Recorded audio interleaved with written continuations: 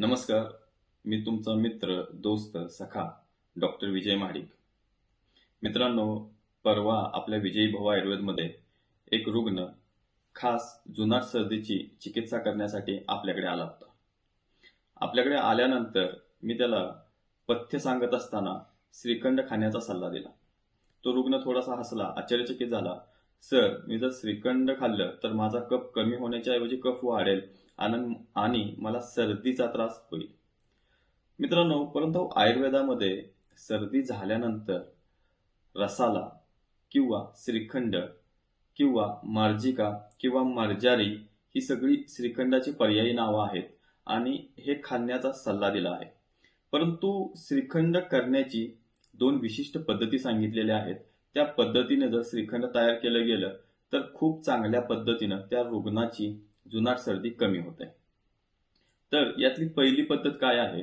तर पहिली पद्धत अशी आहे की दही एका कपड्यामध्ये बांधून लटकत ठेवावे. त्यातलं पाणी पूर्णपणे निघून गेल्यानंतर त्याच दह्यामध्ये तेवढीच साखर, त्याच्यामध्ये वेलची, हिंग, जिरे हे मिसळावे आणि हे मिसळून हे श्रीखंड खाल्ल्यानंतर सर्दी कमी होते. याच्यामध्येच थोडंसं दूध देखील मिसळण्याचा सल्ला आचार्याने दिला आहे. मित्रांनो, यातली एक दुसरी विशिष्ट पद्धत आहे.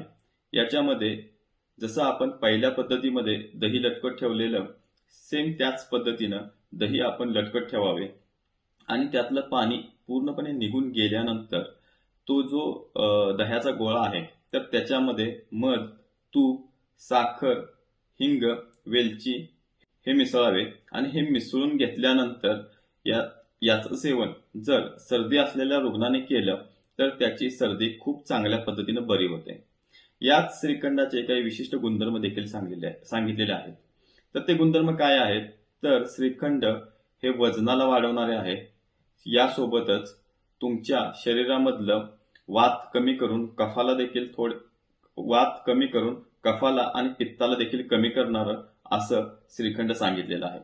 यासोबतच शुक्र धातू आणि मांस धातू वाढवणारं असं श्रीखंड आयुर्वेदामध्ये म्हटलं गेलेलं आहे. यालाच आयुर्वेदामध्ये रसाला हा देखील खूप चांगला शब्द आलेला आहे.